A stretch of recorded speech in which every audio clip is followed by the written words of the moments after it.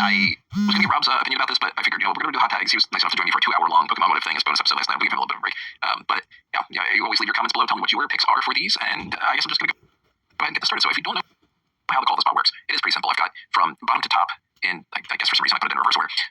You have to put somebody in one of these spots who can't double up. That's what makes it hard. And as much as you don't want to do it, somebody has to be released from the roster. So he has to be a jobber position, then you got mid-card, upper mid-card, main event, and Hall of Fame.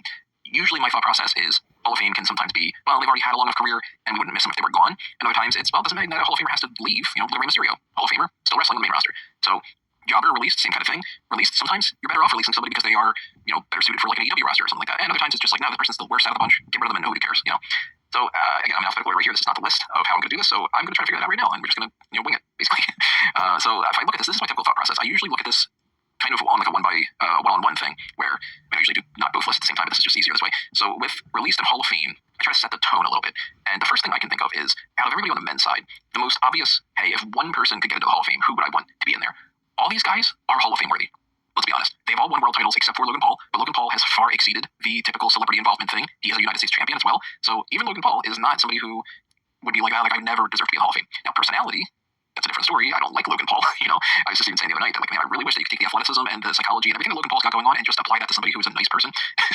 By that rationale, this is what I'm going to do here. I'm going to set the tone of Logan Paul gets released because as much as it would be a shame to see his talents go to waste, he's the guy that I would want to see the least continue on the roster. And then John Cena has to go to the Hall of Fame spot. Ultimately, look, John Cena is the guy that would deserve to be in the Hall of Fame more than anybody else.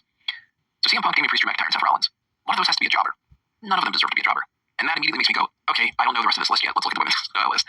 The list: Bayley, Bianca, Liv, Naomi, and Roxanne. Who would I be okay with seeing released? None of them, really. But if I had to pick, it's between Bayley and Naomi. Ultimately, either one of them leaving would, I think, affect the roster less. If I'm being perfectly honest, as much as I like Bliss, been a big fan of her since the glitter, glitz, sparkle, Bliss days, everything, before she was cool. She still wouldn't rank super, super high compared to some of the others. So the thing about what's weird about this is, out of this list, again, they are all Hall of Fame worthy. Every single one of them has been a world champion in some fashion, and many, many other accolades. Every single one of these 5 or 6 women, I think, should eventually go to the Hall of Fame. I'm a fan of all of them. So that's what makes this difficult. That's kind of the whole point. This is supposed to be difficult. And it's super duper easy, then it's not all that fun. So if I had to go Hall of Fame for one person only, it's not going to be Roxanne. It's got to go either Bianca or one of these 3, funny enough. So I think the trick here is, if you've got 3 people in the mix for, they could be under the low side or they could be on the absolute top side of it, then I feel like you almost have to go, okay, Bianca goes into main event slot, and then I could give Hall of Fame to one of them in case they are gone for some reason.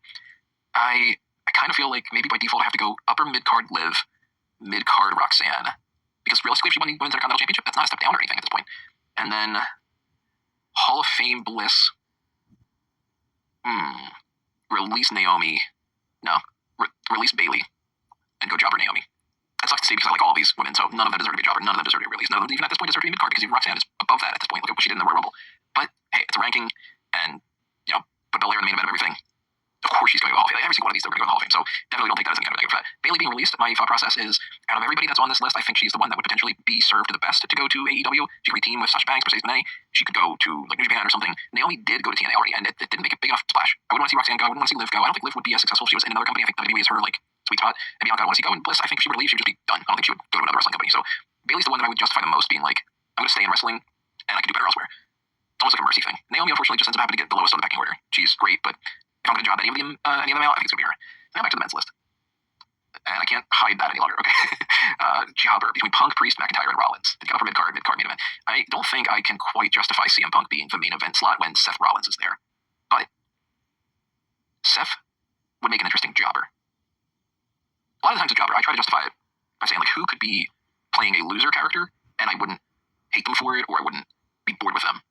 Like, maybe they could tell a story that they were on a losing streak, and then they come out of it or something, because none of this stuff's permanent. And ultimately, none of this stuff matters at all anyway. I don't think Damian Priest as a jobber can bounce back from that, because I think he loses his mystique if he just becomes a jobber, so he needs to be at least mid-card. And I don't think I would rank him main event over Punk, McIntyre, or Rollins, so I'm feeling like Priest in the mid-card is kind of almost by default.